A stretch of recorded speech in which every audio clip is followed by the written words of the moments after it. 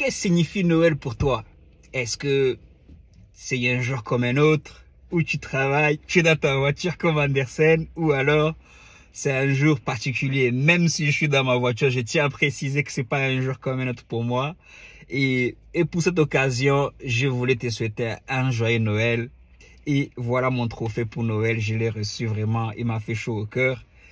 Mais avant de t'en parler rapidement, avant de te dire c'est quoi le meilleur cadeau, de répondre à la question c'est quoi le meilleur cadeau pour moi pour Noël, et je vais te raconter cette petite histoire que j'ai vécue hier, notamment avec des clients, un groupe de 4 jeunes, notamment que j'ai conduit hier, qui discutaient et tout. C'était des adolescents, 17, 18, par là. Et discuter, il y en a une notamment qui a dit, moi le soir de Noël, vraiment ce que j'aime maintenant, ce n'est plus les cadeaux comme quand j'étais gamine. Aujourd'hui, c'est des moments passés en famille, c'est des moments où on mange, où on rigole. Et voilà, c'est un peu, c'était son retour d'échanger. Pour répondre à cette question, c'est qu'elle préférait chacun justement donner son avis. Et moi, au fait, cette conversation m'a un peu touché parce qu'aujourd'hui, moi, je suis un père de famille, j'ai des enfants, j'ai une fille, j'ai un fils. Et du coup, le soir de Noël, pourquoi cette conversation m'a marqué? C'est parce que c'est un peu ce que j'ai vécu aussi, au fait.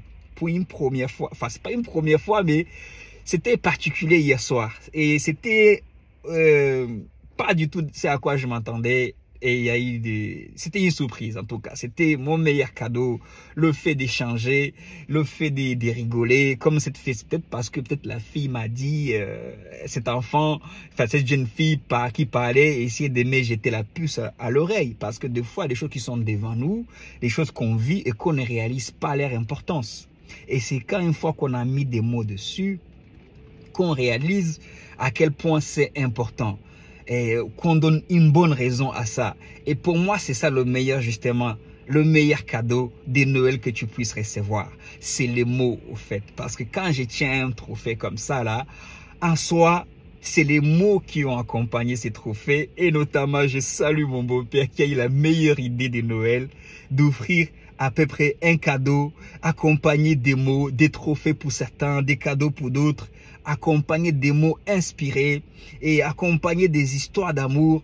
Et j'ai envie de dire, si tu dis à quelqu'un que tu l'aimes vraiment, c'est un peu ce que ça m'inspire, et que tu n'aimais pas des mots et que tu ne lui racontes pas des histoires d'amour, cet amour-là, c'est bien de dire, c'est une chose de dire à quelqu'un que tu l'aimes, mais ça en est une autre que tu lui dis, voici notre histoire d'amour, voici le premier jour qu'on s'est rencontrés, voici comment tu étais, voici ce que tu as dit, voici ce que tu as fait.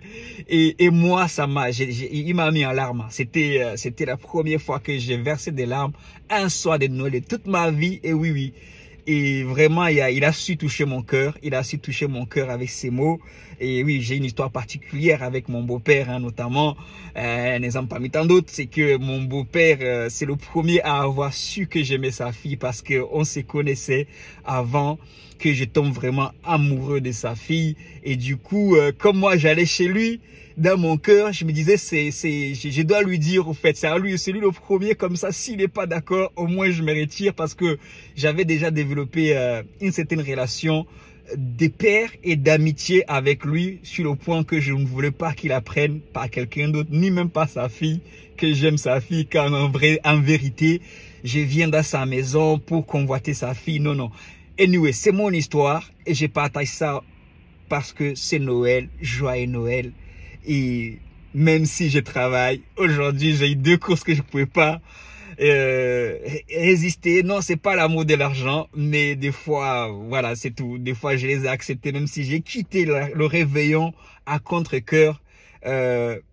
Mais c'était magnifique. Et toi, comment tu as vécu le réveillon? Parce que ce n'est pas une histoire de confession. C'est vrai que Noël, Verdier Nativité, c'est Jésus qui est né pour ceux qui sont chrétiens comme moi. Mais c'est une fête, au fait, pour le monde entier. Et j'étais en train de méditer dessus, justement, le fait des cadeaux. Même s'il y a des chrétiens qui disent non, c'est pas des cadeaux. Oui, non, Noël, c'est des cadeaux, les amis. Noël, c'est des cadeaux. Pourquoi? Parce que Jésus, en qui beaucoup nous croyons, c'était un cadeau à l'humanité. Donc, le fait qu'on a réduit un peu Noël pour un jour des cadeaux pour tout le monde, ce n'est pas si mauvais que ça. Ce n'est même pas du tout. C'est un jour où on s'offre des cadeaux, des mots, de valoriser. Prends le temps de valoriser les gens autour de toi. Oui, si tu aimes quelqu'un, que tu ne mets pas des mots dessus, il va finir, moi le premier, je me le dis, la personne va finir par croire que non, tu ne m'aimes pas au fait.